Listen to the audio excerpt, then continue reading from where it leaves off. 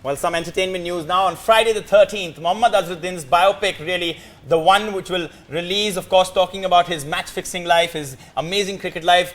But Mohammad Azharuddin, he himself maintains a diplomatic silence. Well, the actor Emraan Hashmi says though the biopic is on the former India captain, he promises that it will ruffle a few feathers.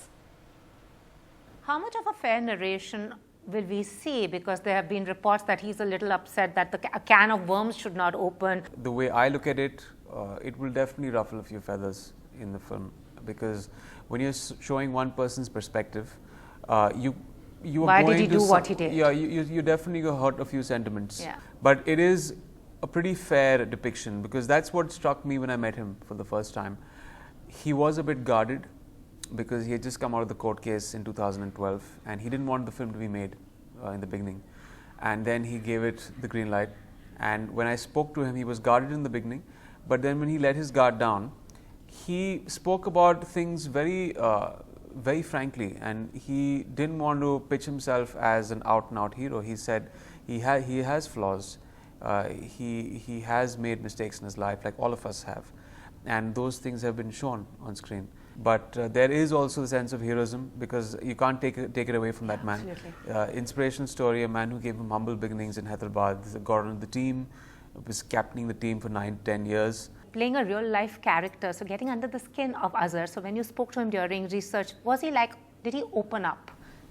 Like I said, he was a bit guarded in the beginning, but there were moments where, you know, questions were asked and it was uncomfortable for him. I asked him questions about Noreen, about the first marriage, about Sangeeta, about what was going through his mind through the entire match-fixing episode.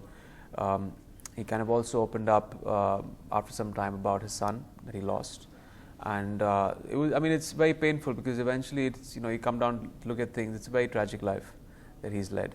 But it was great help, because even if for someone who watches cricket, there's so many things that you don't know about, and when it's shared with you firsthand by the former captain of the team, you're like, oh, this actually happens. And you know, small things of how he stepped onto the field when he went to bat. I want to know what goes through his mind. What does he say? Does he say a prayer? Does he have any particular superstition that he, you know, something he does? I think.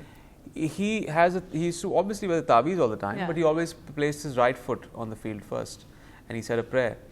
And that prayer is something I actually hunted down, because I saw him do it once in one of the archived matches, and I asked him what it is, and he said it's a dua that I used to always pray before I stepped in and before to bat.